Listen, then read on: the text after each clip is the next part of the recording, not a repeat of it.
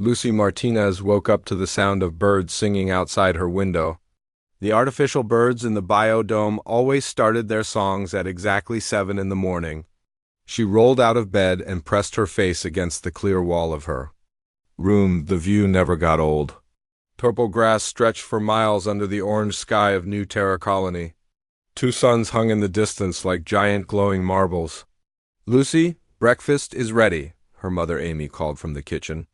Amy worked as a communications officer for the colony. She spent her days talking to ships and other colonies across space. Her father Carlos grew plants in the big greenhouses. He said they were making New Terra more like Earth, one flower at a time. Lucy ran to the kitchen and hugged her parents. They had been on New Terra for 5 years now. Lucy barely remembered Earth. This was her home. The colony had 50,000 people living in it. There were schools and parks and even a small zoo with Earth animals. Everyone knew everyone. It felt safe and happy. After breakfast, Lucy walked to school with her best friend Katie Johnson. They talked about the math test they had today. Lucy was good at math, but Katie was worried. They passed the big statue in the center of town. It showed the first humans who came to New Terra. The words on it said, "New Terra Colony, established. 2387, a new home among the stars." At school, Mrs. Linda Brown taught them about the galaxy. She showed them pictures of different alien races. Some looked like giant bugs. Others looked like walking trees. A few looked almost human, but with different colored skin or extra arms. Lucy thought they all looked interesting. She wondered what it would be like to meet one. "The galaxy has over 200 different intelligent species," Mrs. Brown said. "Humans are still new compared to most of them. We have only been traveling in space for about 300 years. Some aliens have been traveling for thousands of years." Lucy raised her hand.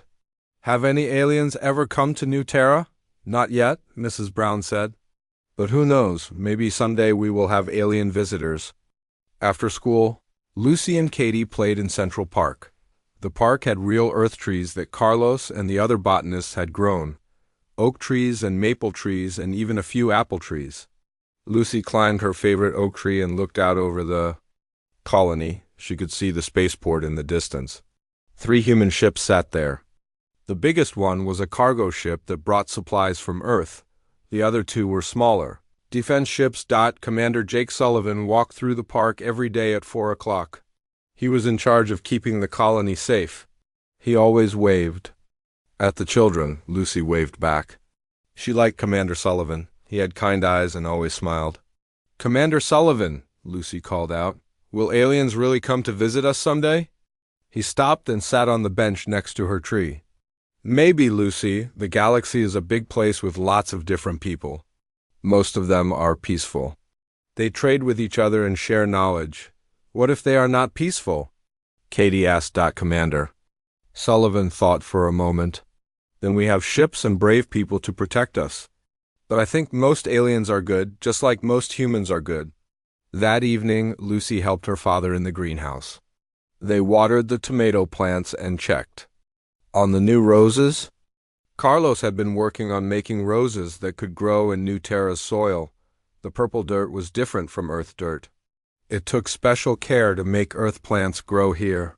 "Dad, do you miss Earth?" Lucy asked. Carlos smiled.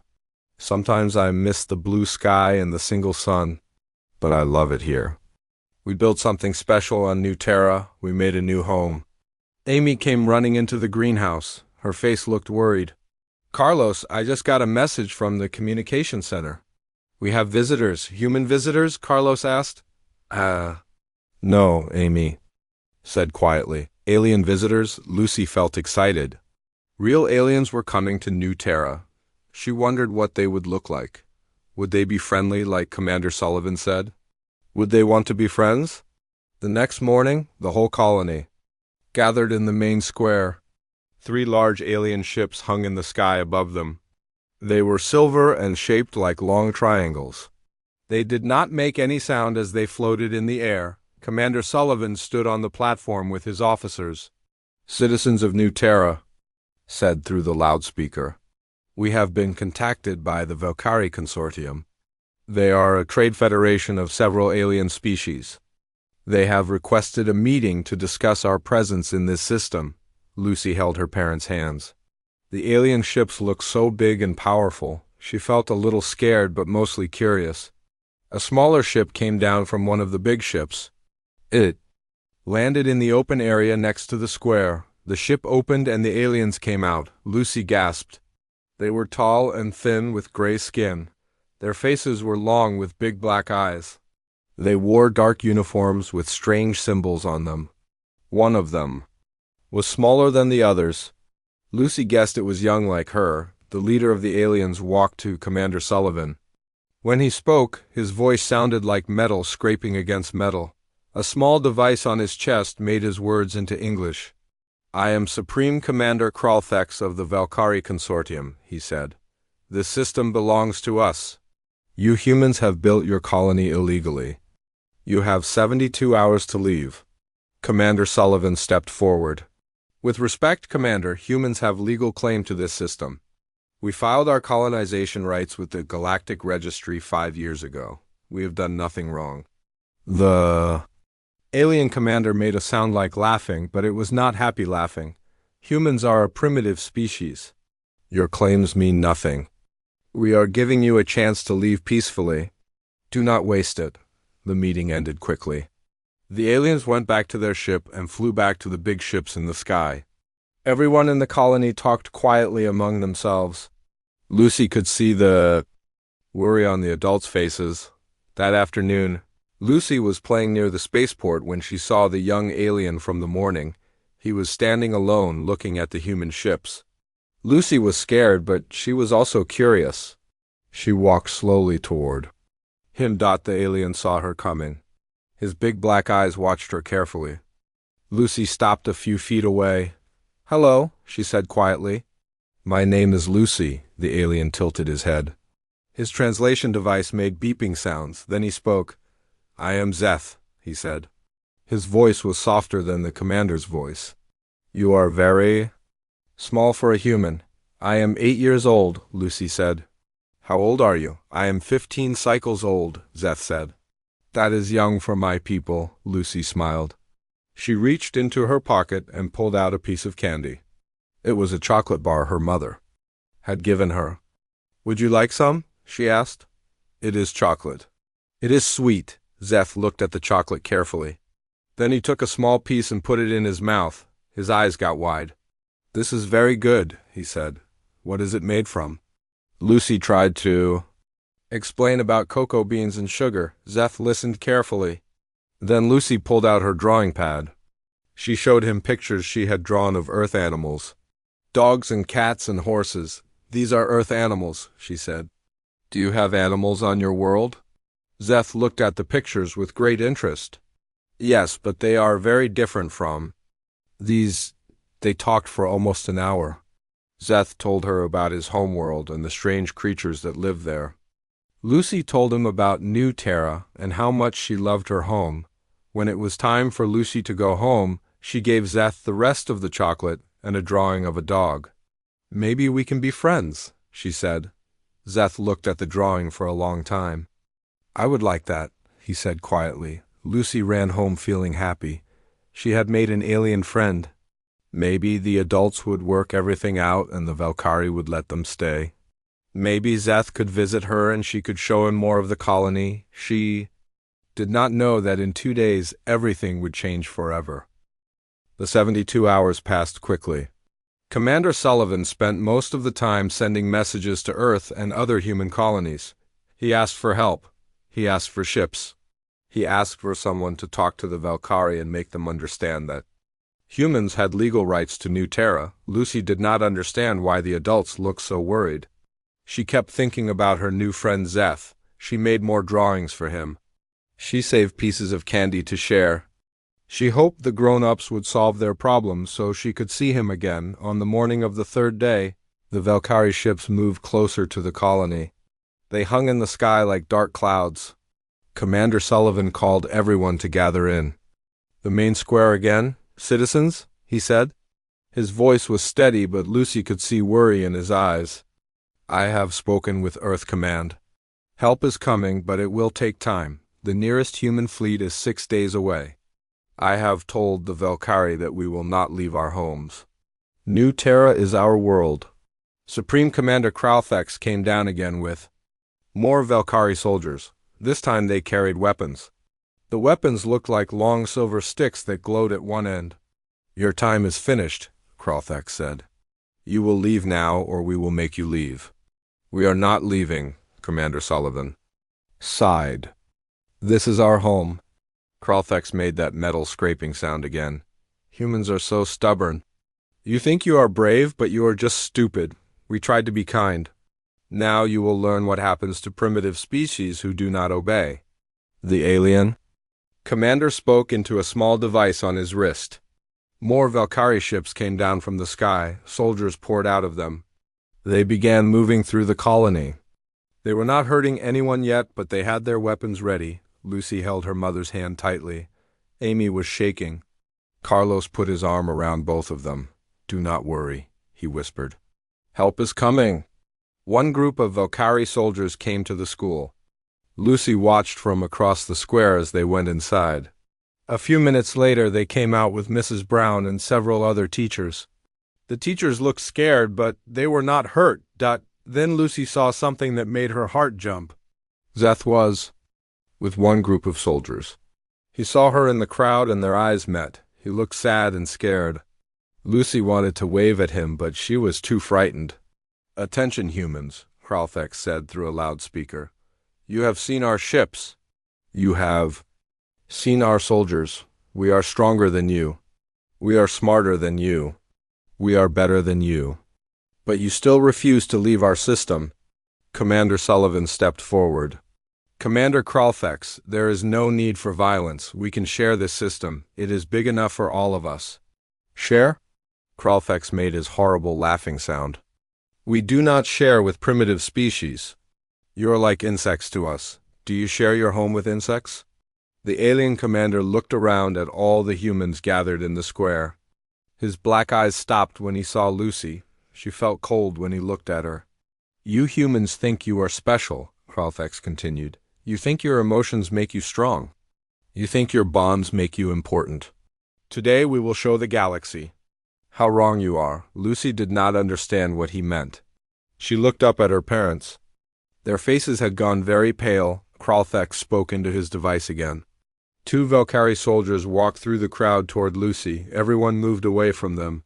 The soldiers were tall and frightening. No, Amy said. She stepped in front of Lucy. Leave her alone, one of the soldiers pushed Amy aside. Not hard enough to hurt her, but hard enough to move her. Carlos tried to grab Lucy, but the other soldier pointed his weapon at him. Stay back, the soldier said. Do not interfere. Lucy felt strong hands pick her up. She was too scared to scream. The soldiers carried her to the platform where Kralthex was standing. He looked down at her with his cold black eyes. What is your name, small human? He asked. Lucy, she whispered. Lucy, he repeated. A simple name for a simple creature. Kralthex spoke to his soldiers in his own language. They brought a large device and set it up on the platform. It looked like a camera, but bigger and more complex. Citizens of New Terra, Kralthex announced. You are about to witness something historic. This broadcast will go out to 17 star systems. Billions of beings across the galaxy will watch. They will see what happens to primitive species who challenge the Valkyrie Consortium. Lucy did not understand what was happening. She looked out at the crowd and saw her parents. Amy was crying. Carlos was trying to push through the crowd, but Valkyrie soldiers stopped him. Commander Sullivan was talking urgently into his radio. The device on the platform began to glow. Lights blinked on it. Kralthex straightened his uniform and looked into it. Greetings to all civilized species, he said. His voice was now being broadcast across space. I am Supreme Commander Kralthex of the Valkyrie Consortium. Today we demonstrate what happens when primitive species refuse to acknowledge their betters. He gestured to Lucy. This is a human child from the illegal colony on New Terra. Humans have claimed our system. They refuse to leave when ordered. They believe their emotions and their bonds make them special. Today we show the galaxy how meaningless human life truly is. Lucy was beginning to understand. Her heart started beating very fast. She looked around for help, but there were Valkyrie soldiers everywhere. She looked for Zeth but could not see him. "Please," she said to Kralthex. "I want to go home to my mommy and daddy." "Your parents cannot help you now," the alien commander said. "No one can help you. This is what happens to humans who think they matter." Far away in space, Admiral Lisa Carter was sitting in her command chair on the battleship USS Vengeance.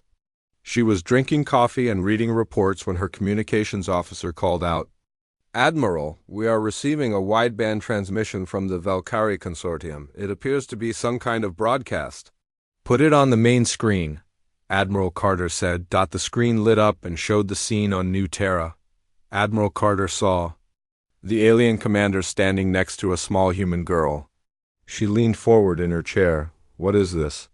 she asked. On 17 different worlds, in hundreds of different languages, beings were watching the same broadcast. Most of them were curious.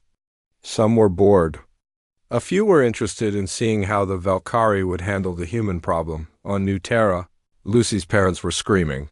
Commander Sullivan was shouting into his radio, calling for help that was still days away. The colonists were pushing against the Valkyrie soldiers, but the aliens pushed back with their weapons. Lucy looked up at Kralthex. "Why are you doing this to me?" "I was nice to Zeth. I gave him chocolate." For just a moment something changed in the alien commander's expression, but then it was gone. "Sentiment," he said. "This is why humans are weak. You think kindness matters. You think friendship matters. In the real galaxy, only power matters." He raised his weapon and pointed it at Lucy. The device was still broadcasting to 17 star systems. "Let this be a lesson to all inferior species," he said. "This is what happens when you challenge the Valkyrie Consortium." On the USS Vengeance, Admiral Carter stood up from her chair. Her coffee cup fell to the floor and shattered. Around her, every officer on the bridge was staring at the screen in horror. "No," she whispered. "They would not dare." But they did dare. The weapon fired. The broadcast showed everything. Lucy Martinez, 8 years old, who loved chocolate and drew pictures of Earth animals, who made friends with an alien boy she barely knew, who only wanted to go home to her parents, was gone. The broadcast continued for a few more seconds. It showed her parents screaming. It showed Commander Sullivan falling to his knees. It showed 50,000 humans realizing that their worst nightmare had just happened. Then the transmission ended. On the USS Vengeance, Admiral Carter stood in complete silence for almost a minute. Then she turned to her communications officer.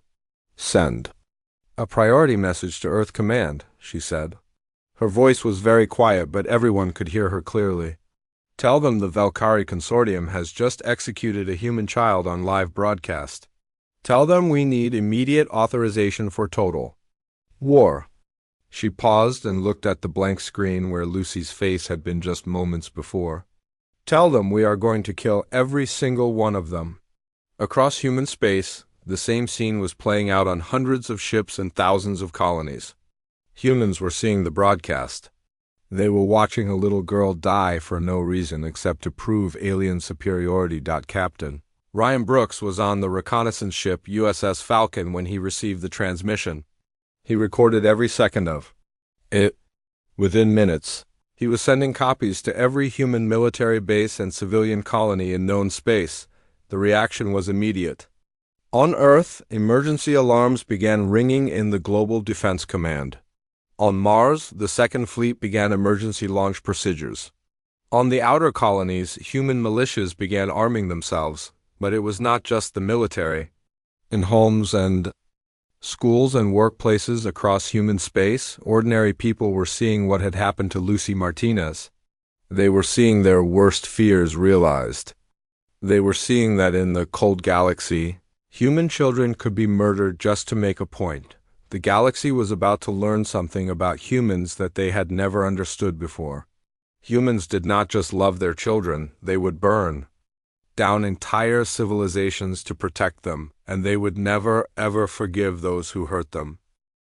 The message reached Earth exactly 4 hours and 17 minutes after Lucy Martinez died.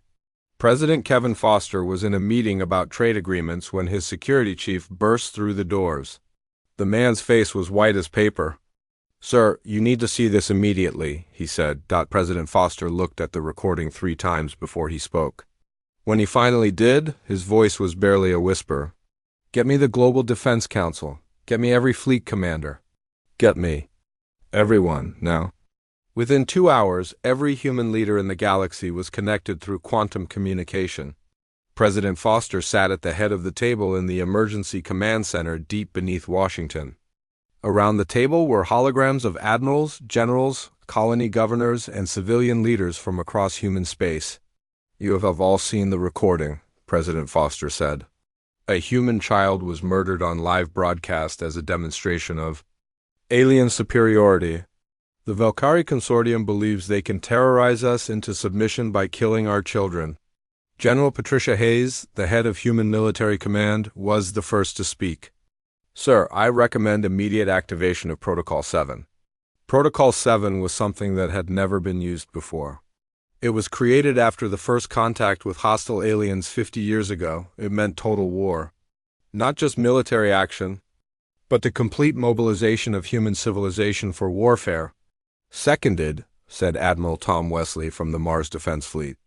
"Agreed," said Governor Bill Clark from the Alpha Centauri colonies. One by one, every human leader voted. The vote was unanimous. 57 votes for total war. 0 votes against. President Foster stood up. "Protocol 7 is now active. General Hayes, you have complete authority over all human military forces. Admiral Wesley, begin immediate mobilization of all fleets. Governor Clark, all civilian manufacturing is now converted to military production." He paused and looked around the room at the faces of human leadership. "Ladies and gentlemen, they killed one of our children to prove they were superior to us. We are going to show them exactly how wrong they were." The effect was immediate and unprecedented. On Earth, every military base went to maximum alert. Soldiers who had been on leave were called back immediately. Weapons factories that had been running at partial capacity switched to full production around the clock, but it was not just Earth on Mars. Admiral Lisa Carter received her orders while she was still staring at the recording of Lucy's death. The USS Vengeance was a battleship designed to fight other human ships in theoretical conflicts. Now it would be used against aliens who murdered children. "Attention all crew," she announced over the ship's communication system. "We have just received authorization for total war against the Valkyrie Consortium. They executed a human child on live broadcast. We are going to make them pay for it." The crew of the Vengeance had all seen the recording. They worked with fierce determination to prepare their ship for battle. Similar scenes were playing out on hundreds of human military vessels across the galaxy on the frontier colonies. The reaction was even more intense. These were people who had left Earth to build new lives on dangerous worlds. They were tough and independent. They were also parents and grandparents who understood exactly what had happened to Lucy Martinez. Captain Alex Murphy had been hauling cargo between the outer colonies for 15 years. His ship, the Betty Sue, was old and slow but reliable. When he saw the recording, he immediately changed course for the nearest military base. "This is civilian vessel Betty Sue requesting immediate refit for military service," he radioed. "Betty Sue, this is Frontier Command. Are you sure you are not military personnel?"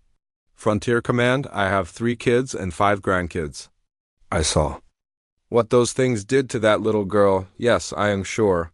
By the end of the first day, over 3,000 civilian ships had volunteered for military conversion. Cargo haulers, passenger liners, mining vessels, even luxury yachts. Their owners wanted to fight. Dr. Marcus Green had been retired from weapons research for 10 years. He was 73 years old and had been enjoying a quiet life on Europa, growing tomatoes in his greenhouse. When he saw the recording, he called his old laboratory. "This is Marcus Green. I want to come back to work." "Dr. Green, you have been retired for a decade. Are you sure you want to return to weapons development?" "They killed a child," he said quietly. "I am going to build weapons that will make them regret it." The same conversation was happening across human space. Retired soldiers requested to return to service.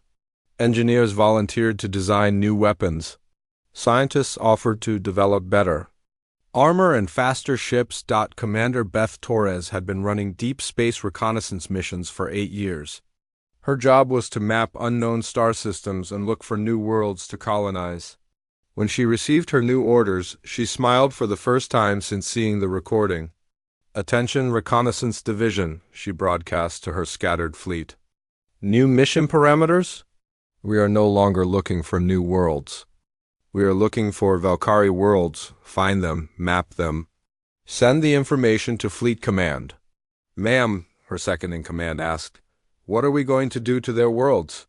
"We are going to take them," she said simply. The mobilization was like nothing in human history. Every shipyard was working at maximum capacity to build new warships. Every factory was producing weapons and armor.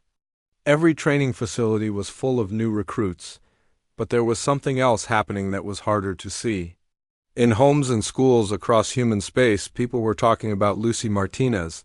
They were sharing her picture. They were learning her story. She was becoming more than just a victim. She was becoming a symbol. 8-year-old Lucy Martinez, who loved chocolate and drew pictures of animals, who made friends with an alien boy, who died asking for her mommy and daddy. Her face was on every news channel. Her story was told in every language humans spoke. The Valkyrie had killed her to prove human weakness. Instead, they had given humanity something to unite behind, something to fight for, something to remember when the battles got hard and the casualties mounted. On New Terra, Carlos and Amy Martinez buried their daughter in the colony cemetery. The entire population of 50,000 people attended the funeral. Commander Sullivan gave a speech that was broadcast across human space. "Lucy Martinez was 8 years old," he said. "She loved her parents. She loved her home. She made friends easily, even with strangers from other worlds. She was everything good about humanity. They killed her because they thought we would be afraid. They were wrong." He looked directly into the camera. "We are not afraid, we are angry, and we are coming for them." The message was heard on thousands of worlds. Human colonies that had never worked together were now coordinating their resources. Human fleets that had been scattered across the galaxy were converging on Valkyrie space. The Valkyrie Consortium controlled 17 star systems with over 40 billion inhabitants. They had the most advanced military in their sector of the galaxy. They had defeated dozens of other species over the centuries. They considered themselves unbeatable. They were monitoring human communications and were puzzled by what they heard.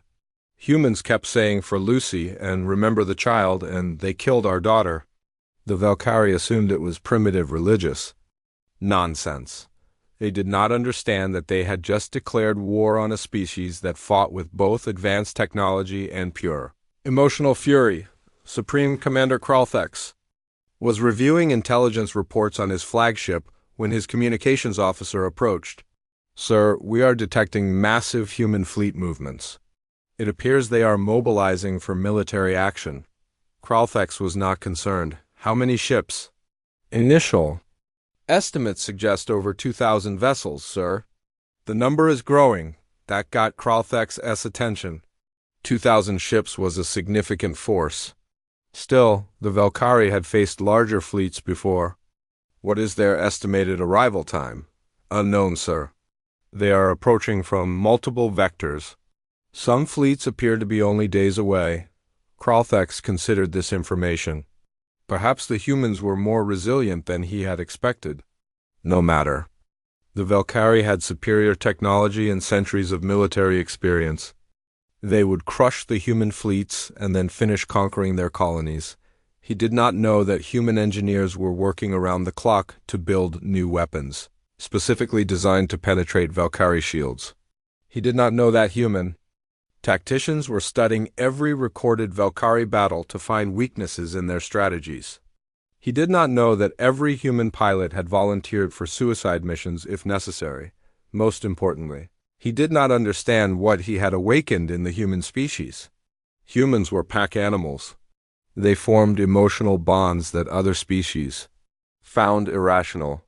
They would sacrifice themselves for their young without hesitation. The Valkyrie had evolved from solitary hunters. They understood individual survival but not group loyalty. They could not comprehend a species that would go to war over the death of one child, who meant nothing to 99% of the warriors who would fight for her. 3 days after Lucy Martinez died, the first human scout ships entered Valkyrie space. Captain Danny Foster was piloting one of them. He had volunteered for the dangerous mission because his own daughter was 8 years old, the same age as Lucy. The first battle happened at Valkyrie Station Omega, a massive military outpost on the edge of Consortium space. The station was designed to stop invasions before they could reach the core systems. It had never been successfully attacked in its 200-year history. Admiral Tom Wesley led the human assault force.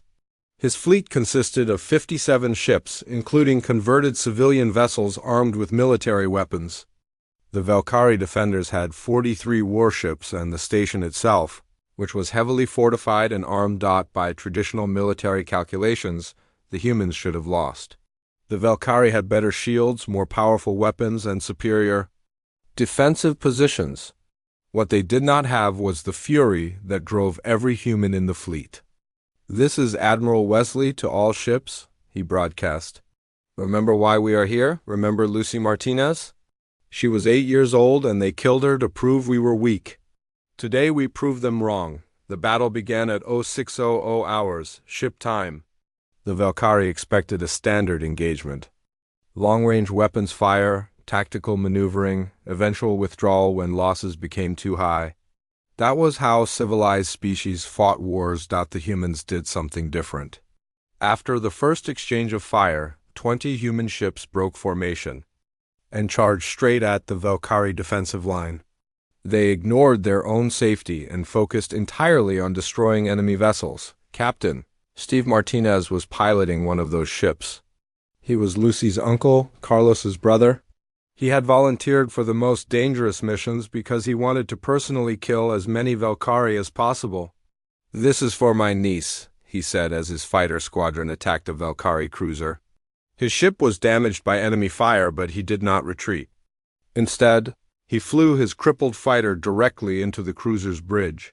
The explosion took out the cruiser's command center. The ship lost control and crashed into the station's outer ring. It was the first time in Valkyrie history that a single fighter had destroyed a capital ship through a suicide attack. Similar scenes were playing out across the battlefield. Human pilots were ramming their ships into enemy vessels. Human soldiers were detonating explosives when surrounded rather than surrendering.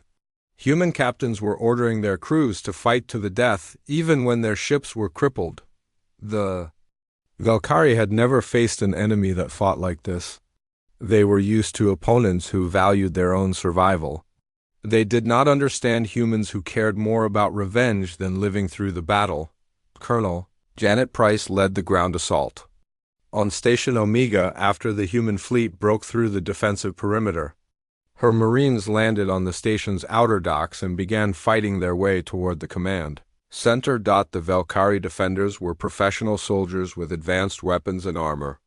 They should have been able to stop the human assault.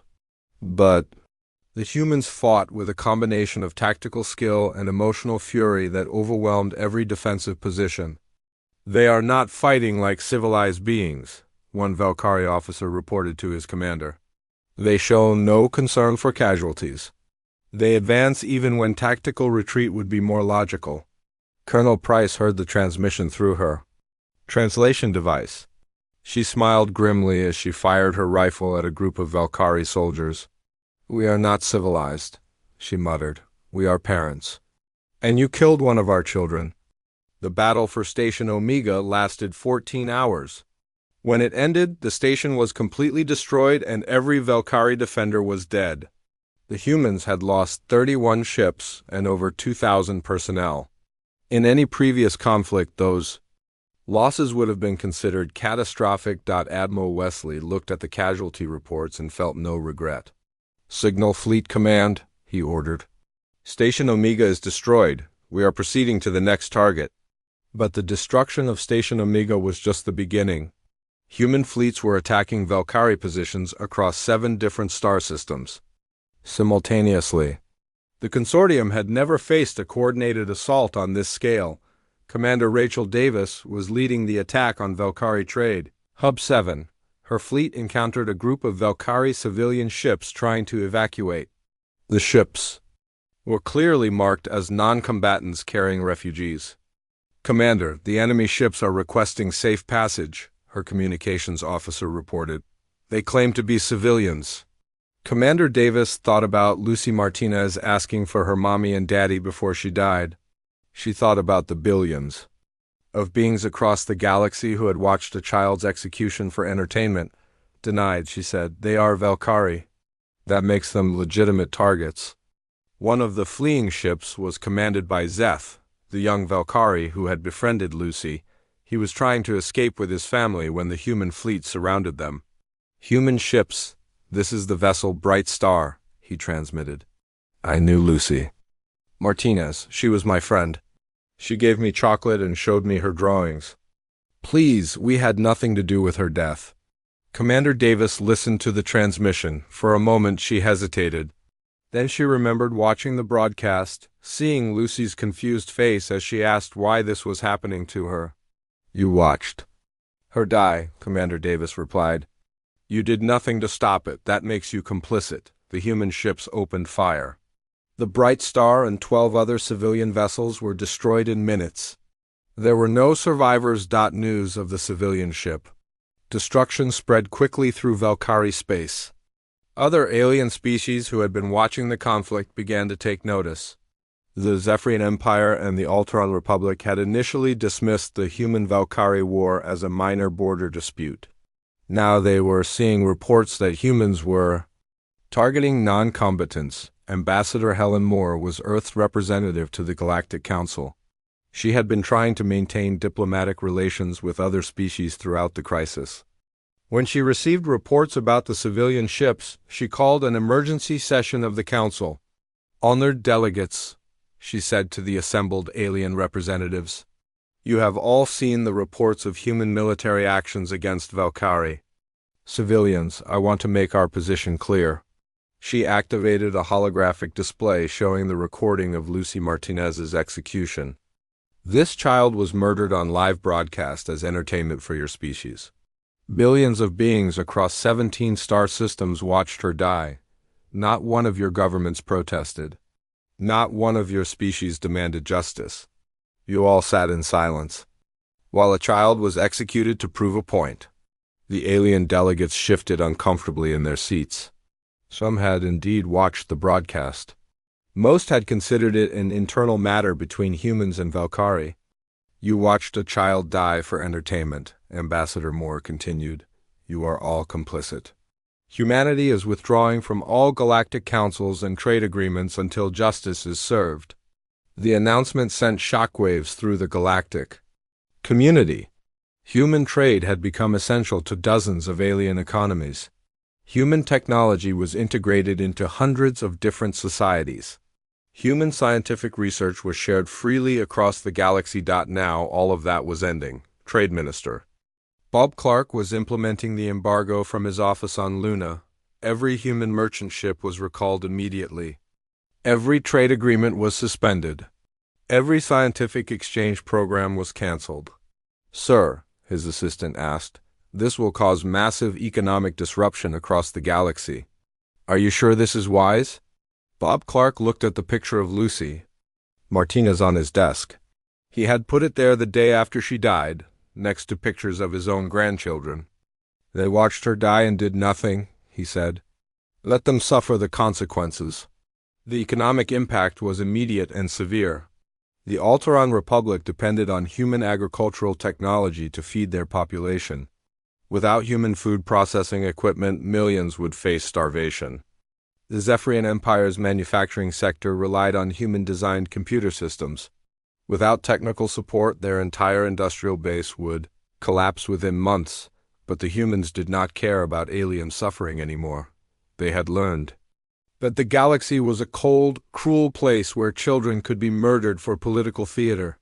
They were withdrawing into themselves, focusing entirely on destroying the Valkyrie and protecting their own people. Dr. Lisa Thompson was a xenobiologist who had spent her career studying alien species and promoting interspecies cooperation. After Lucy's death, she published a research paper that changed everything. Comparative analysis of emotional bonding in galactic species was distributed to every major government and scientific institution in known space, the paper explained. Something that aliens had never understood about humans. Humans form deeper emotional bonds than any known species, Dr. Thompson wrote. Their attachment to offspring extends beyond their own biological children to include all young members of their species. Threatening human young triggers biological responses, similar to defending one's own offspring across the entire population. The paper included brain scans showing human neural activity when viewing images of children in danger. The scans revealed activation patterns in regions associated with personal survival threats. To humans, an attack on any child was literally perceived as an attack on their own family. This explains the unprecedented human military response, the paper concluded. From a human perspective, the Valkyrie did not execute one child. They attacked the children of every human in the galaxy. The final battle between Admiral Wesley's fleet and Supreme Commander Kralthek's lasted 18 hours. When it ended, the Valkyrie Consortium's military no longer existed. Kralthek's flagship was destroyed with all hands.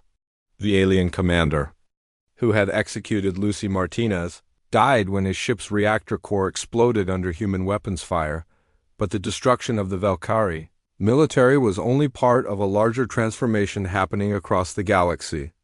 Other alien species were beginning to understand that they had made a terrible mistake by remaining silent during Lucy's execution.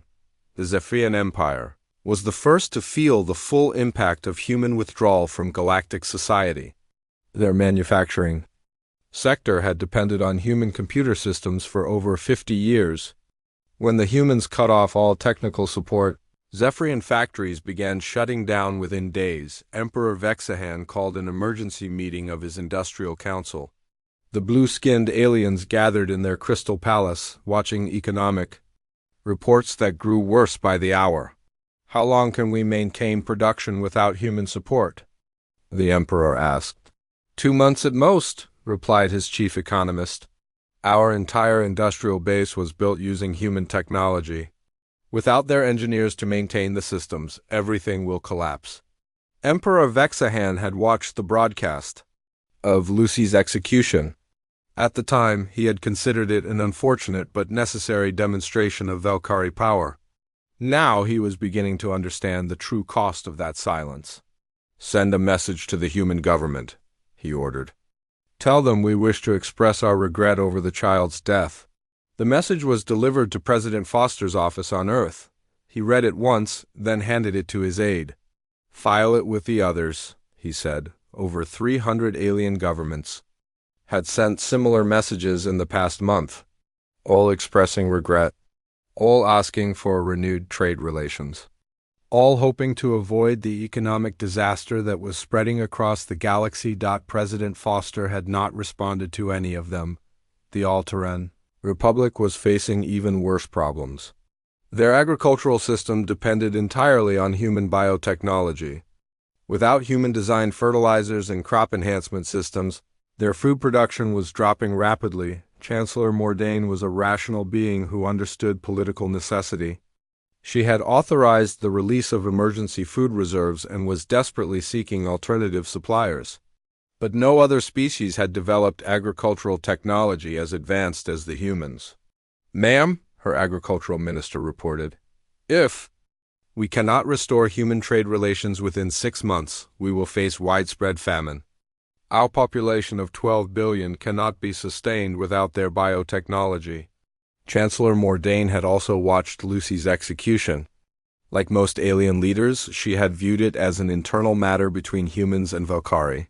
She had not protested because it did not directly affect her people. Now millions of Alterans were going to starve because of that decision. Dr. Marcus Green had returned to weapons research with a vengeance. The 73-year-old scientist was working 18-hour days in his laboratory, developing new ways to kill aliens. His latest project was a weapon specifically designed to penetrate Valkyrie shields, but his most important work was a comprehensive analysis of alien military capabilities. The report he submitted to Human Military Command changed everything. Assessment of galactic military threats identified 17 alien species with the potential to threaten human colonies.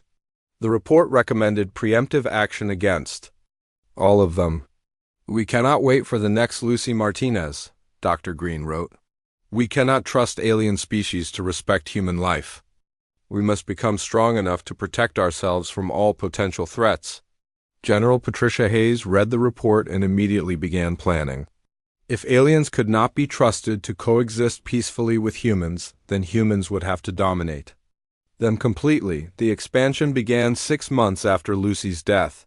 Human fleets moved into unclaimed star systems with overwhelming force.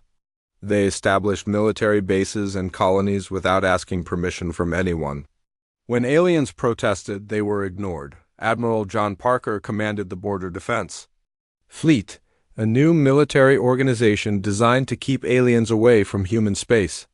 His ships patrolled the boundaries of what humans now called the Lucy Martinez Memorial Zone. "Unknown vessel, you are approaching restricted human space," he transmitted to an alien cargo ship. "Turn back immediately or you will be destroyed." "Human." "Commander, this is Captain Veltar of the Nexion Trade Guild," came the response.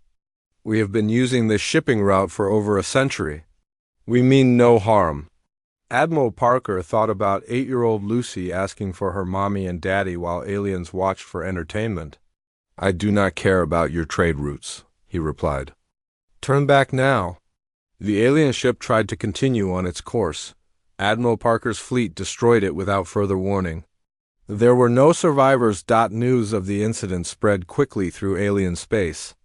The message was clear. Humans no longer cared about alien rights or alien lives. They had become isolationist and aggressive.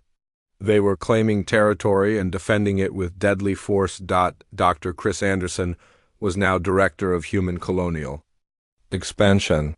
His job was to identify suitable worlds for human settlement and establish colonies as quickly as possible. He worked with military efficiency and complete disregard for alien territorial claims. "This system contains 3 habitable worlds," he reported to the Colonial Council. "The second planet has a small alien settlement, maybe 10,000 individuals. Recommend immediate colonization." "What about the existing inhabitants?"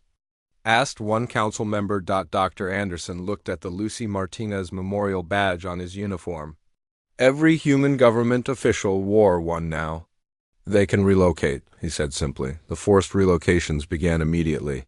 Human fleets would arrive at alien colonies and give the inhabitants 48 hours to evacuate.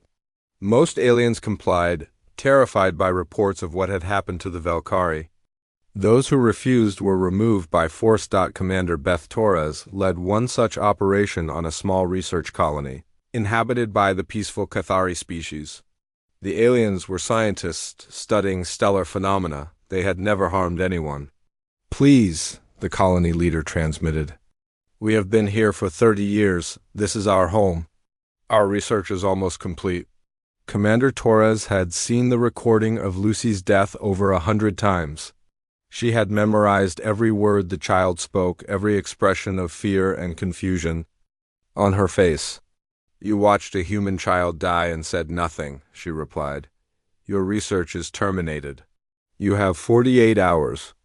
The Cathari evacuation was completed without violence, but the message was clear.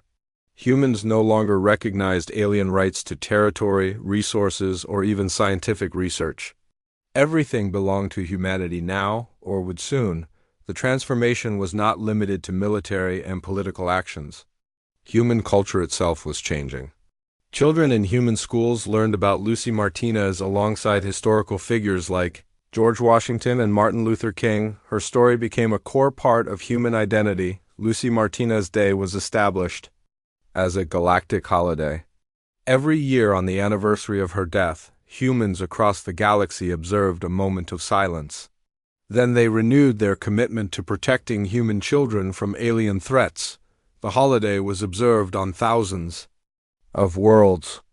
In homes and schools and military bases, humans remembered the 8-year-old girl who had tried to make friends with aliens and died for their entertainment. Captain Ryan Brooks had compiled over 10,000 hours of recordings from human soldiers and civilians. The common theme was always the same. Never again would humans trust aliens to do the right thing. Never again would human children be vulnerable to alien violence. "My daughter is 5 years old," one recording said. "Her name is Katie, and she likes to draw pictures just like Lucy did. Every night when I tuck her into bed, I promise her that no alien will ever hurt her the way they hurt Lucy. I will kill them all before I let that happen." "I was not a soldier before Lucy died," another recording said. "I was a teacher. But when I saw what they did to her, I knew I had to fight. I had to make sure no other child would die like that." The recordings showed a species transformed by grief and rage. Humans had always been protective of their young, but now that protection had become the central organizing principle of their civilization, the alien governments were beginning to understand the magnitude of their mistake. By remaining silent during Lucy's execution, they had lost access to the most innovative and productive species in the galaxy. Human technology, human agriculture, human manufacturing, human scientific research, all of it was gone. Worse, humans were actively expanding their territory and driving out alien populations.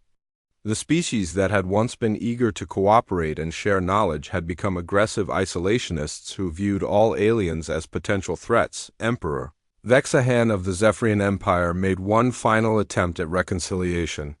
He recorded a personal message to President Foster, acknowledging his mistake and begging for forgiveness. "Honored President Foster," he said, "I understand now that my silence during the child's execution was wrong. I should have protested. I should have demanded justice. I failed to protect an innocent, and for that I am truly sorry." 1 year after Lucy Martinez died, Supreme Commander Kralthex was found alive in the wreckage of a Valkyrie research station. He had been hiding in deep space, commanding the last remnants of his scattered fleet. Captain Danny Foster of the Border patrol ship USS Guardian discovered him during a routine sweep of former Valkyrie territory. Kralthex was alone in a damaged escape pod, his life support systems failing. He could have been left to die in the cold emptiness of space. Instead, Captain Foster brought him aboard and immediately sent word to Earth Command. "This is Captain Foster of the Guardian," he transmitted. "I have captured Supreme Commander Kralthex alive," requesting instructions. The response came directly from President Foster himself. "Captain, you are to deliver the prisoner to Earth immediately. He will stand trial for the murder of Lucy Martinez." The trial was scheduled to take place exactly 1 year after Lucy's death. It would be broadcast across the same 17 star systems that had witnessed her execution. But this time, aliens would be watching justice being served instead of a child being murdered. Judge Maria Santos presided over the proceedings. She was a stern woman who had lost her own granddaughter in an alien attack 20 years earlier. The courtroom was packed with human officials, military officers, and representatives from every human colony. Kralthex stood in the defendant's box, wearing simple prisoner clothing instead of his military uniform. He looked older and more fragile than he had during the execution broadcast. A year of running and hiding had taken its toll. "Supreme Commander Kralthex," Judge Santos began, "you are charged with the premeditated murder of Lucy Martinez, age 8, human citizen of New Terra Colony. How do you plead?" The alien commander stood silently for a long moment.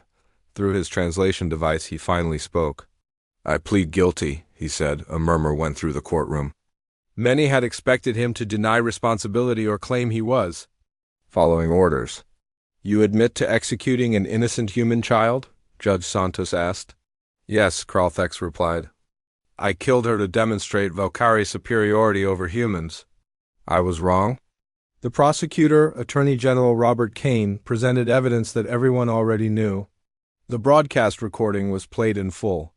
Lucy's last words were heard again. as she asked for her parents. The moment of her death was shown to the galaxy once more, but the trial was about more than just establishing guilt. It was about setting a precedent for how aliens who harmed humans would be treated in the future. Your Honor, Attorney General Kane said in his closing argument, this case is not just about one murdered child. It is about the safety of every human child in the galaxy. We must send a clear message that anyone who harms our young will face the full consequences of their actions. Kralthex was given a chance to speak before sentencing. He stood slowly and looked directly into the camera that was broadcasting to 17 star systems. I killed Lucy Martinez because I believed humans were weak, he said. I thought your emotions made you inferior. I was wrong about that too. He paused and looked around the courtroom at the human faces staring back at him. I have seen what humans do when their children are threatened. I have watched my entire civilization destroyed by your response to one child's death. You are not weak. You are the most dangerous species in the galaxy. Judge Santos announced the sentence, death by execution, to be carried out immediately. But unlike Lucy's death, Kralthex would not suffer. He would be given a quick, painless death by lethal injection. We are not monsters, Judge Santos explained to the watching galaxy. We do not torture our enemies or make them suffer for entertainment. But we do exact justice for those who harm our children. The execution took place 1 hour after the trial ended. Kralthex died quietly, without struggle or protest. His last words were barely audible, I am sorry. But the trial and execution were secondary to the larger transformation that had occurred over the past year. Humanity had withdrawn from Galactic civilization and was building something new in its place. The Lucy Martinez Memorial Sector now encompassed over 200 star systems. Every former Valkyrie world had been renamed to honor the murdered child. New Terra Colony, where she had lived and died, was now the capital of the fastest-growing human territory in galactic history. Carlos and Amy Martinez still lived in their old house, but everything around them had changed. The small colony of 50,000 had grown into a major city of over 2 million people. Military bases surrounded the settlement. Defense satellites filled the sky. No alien ship could approach within 100 light-years without being detected and destroyed. The couple visited Lucy's grave every day. It was located in Memorial Park, where her favorite oak tree still grew. The simple headstone bore her name, her dates, and a short inscription. She tried to make friends. They killed her for entertainment. We will never forget. Thousands of people visited the grave every day. Parents brought their children to lay flowers and toys. Soldiers left military medals and challenge coins. Civilians left drawings and candy, remembering how Lucy had shared both with an alien boy who could not save her. Admiral John Parker commanded the Border Defense Fleet from his flagship, the USS Lucy Martinez. It was the largest warship ever.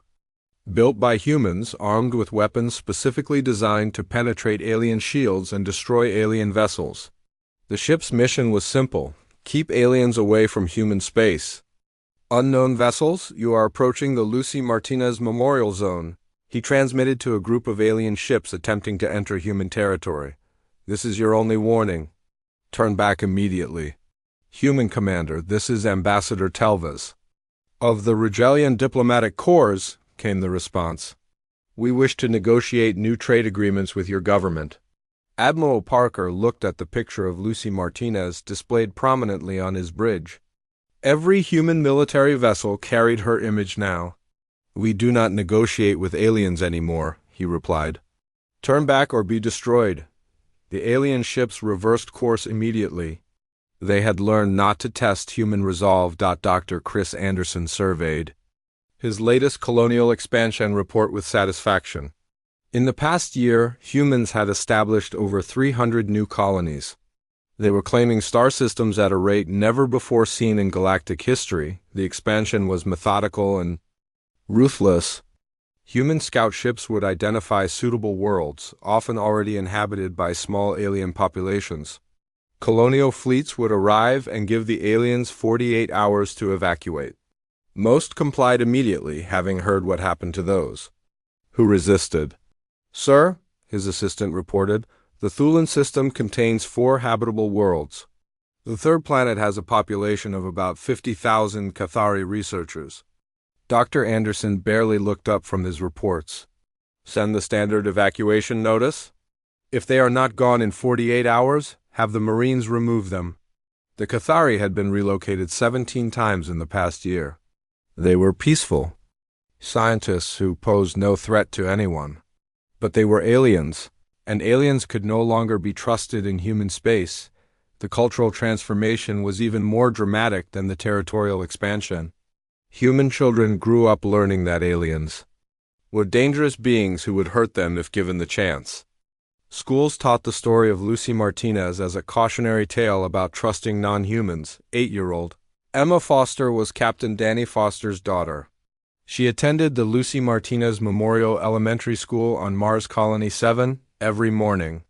She and her classmates recited the memorial pledge, "We remember Lucy Martinez, who died because she trusted aliens. We promise to be strong so that no alien can ever hurt us. We promise to protect human children from all who would harm them."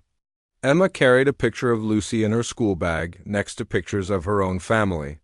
She had never met Lucy, but she felt connected to the girl who had died trying to make friends with aliens. Why did the aliens kill Lucy? Emma asked her father during one of his visits home. Captain Foster looked at his daughter and felt the familiar mixture of love and protective fury that every human parent experienced when discussing Lucy's death. "Because they thought we were weak," he explained. "They thought our love for our children made us vulnerable. They learned how wrong they were." Captain Ryan Brooks had finally completed his documentary about the war. The Lucy Martinez incident, How One Child's Death Changed the Galaxy, was a comprehensive record of humanity's transformation from peaceful explorers to aggressive isolationists. The documentary included thousands of hours of interviews with human soldiers, civilians, and government officials. It showed the immediate aftermath of Lucy's death, the mobilization for war, the destruction of the Valkyrie Consortium, and the ongoing expansion of human territory. But the most powerful part of the documentary was the final interview with Carlos and Amy Martinez. They sat in their living room, surrounded by pictures of their daughter, and talked about how her death had changed everything. "Lucy loved making friends," Amy said quietly. "She gave that alien boy chocolate and showed him her drawings. She believed that beings could be kind to each other, even if they were different. The aliens taught us that we were wrong to believe that," Carlos added. "They showed us that the galaxy is a cruel place where children can be murdered for entertainment. We learned our lesson."